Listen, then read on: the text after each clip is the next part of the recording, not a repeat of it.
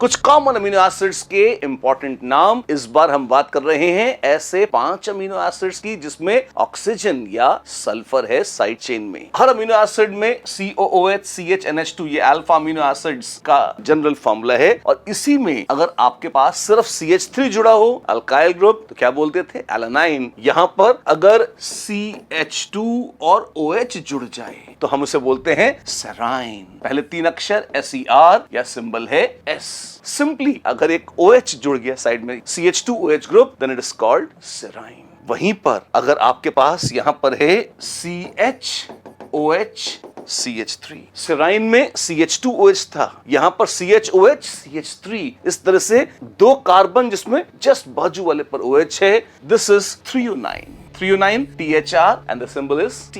सेराइन and threonine ST, S के बाद T भी आता है, fine. And then we have tyrosine. Tyr के नाम पर बेंजीन रिंग आ गया है। यहां पर आपके पास ये एक CH2 ग्रुप तो है लेकिन अब इसमें पूरा भरा पूरा बेंजीन रिंग और उसमें अगर आपने एक फिनोलिक OH लगा रखा है, ये है टायर और टायर के बाद OH tyrosine TYR and the symbol is, अब T नहीं है, the symbol is Y। Tyre में फर्स्ट नहीं सेकंड लेटर ले लिया है Y, टायरोसिन। OH ग्रुप 2 में अल्कोहल था, 1 में फिनॉल, इस तरह से 3 जिसमें साइड चेन में OH या ऑक्सीजन एटम है। 2 में सल्फर भी आता है। अगर आपके पास यहां पर है CH NH2 और बाजू में अगर आपके पास है CH2SH, CH2OH था सेराइन, CH2SH है cysteine, CYS and the symbol is C. This is cysteine. And lastly आपके पास, और ये क्या इतनी लंबी चेन है, CHOH, ये तो यहीं पे छूट गया। आपके पास 2 कार्बन CH2 और फिर SCH3, तो इतनी लंबी दुम है तो ये कहलाता है मिथियोनाइन।